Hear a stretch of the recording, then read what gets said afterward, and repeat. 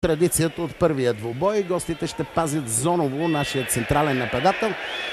Но в тази зона има една повтаряща се ситуация. Най-често до Бербатов вероятно ще бъде Денис Ковба. И Дуспа, какво лошо начало. Какво лошо начало още в четвъртата минута. Първата сериозна грешка в нашата отбрана е наказана с наказателен удар.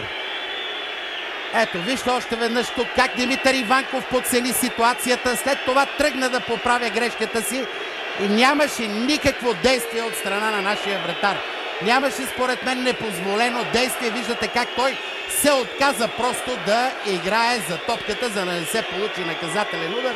Но опитен футболист като Александър Хлеб се възползва от ситуацията и сега Роман Василюк е срещу Димитър Иванков. Удар на Василюк и 1-0 за Беларус. Още в четвъртата минута. Кошмарно начало на матча и тук е време да включа и нашият гост Явор Вълчинов. В такъв момент Явор е с гол, казано на футболен жаргон, от съблекалната. Никак не е приятно да се започне домакинството. Добър вечер, Пепи, на теб и на зрителите на Българската национална телевизия. Наистина започна един труден матч за българския национален отбор, но такива са всички матчове от квалификационния цикъл. И ако искаме да се класираме... Минута, натиск на нашите. Да видим сега Бербатов ще успее ли да гардира топката. Трима срещу него. Чисто играха гостите и сега пряк свободен удар. Категоричен е главният съдия. Протестира в един момент Тимофей Калачов, футболиста с номер 3, който влезе в това единоборство. Добра ситуация и за Димитър Телкийски, и за Мартин Петров, защо не и за Христо Йолов. Кой от тях ще опита своя късмет? Добра дистанция, около 23-4 метра. Има време топката да направи параболата и да достигне до незащитения от Юрий Жевнов ъгъл. Важен момент. Дали ще правят някаква комбинация нашите или Мартин Петров ще стреля директно. Удар на Мартин Петров и 1-1. Какъв снаряд в 10-та минута. Това очаквахме всички. Когато не потръгне играта, на дневен ред идва статичните положения.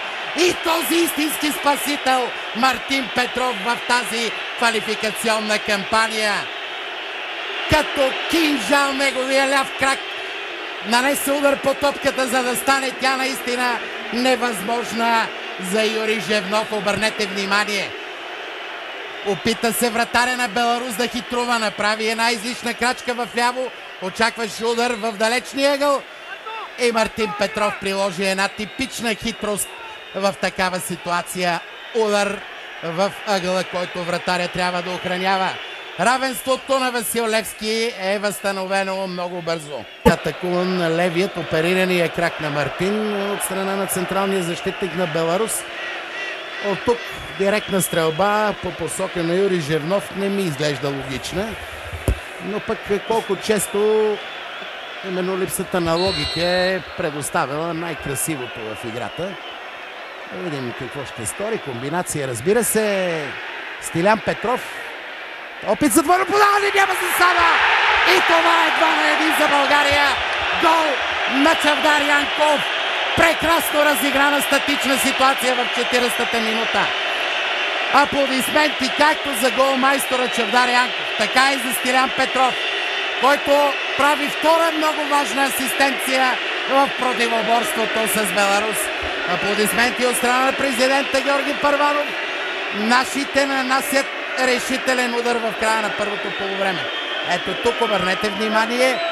Такъв хубав пас даде Стилян Петров. Там имаше и още едно продължение на Димитър Телкийски. Без него нямаше как да се стигне до головия удар на Чавдар Янков, който обърнете внимание как дебнеше.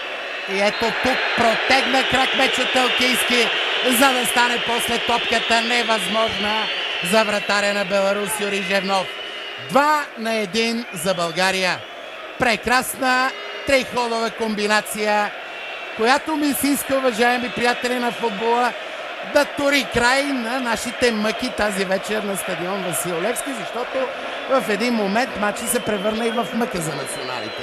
Атакуван на левият, оперирания крак на Мартин от страна на централния защитник на Беларус.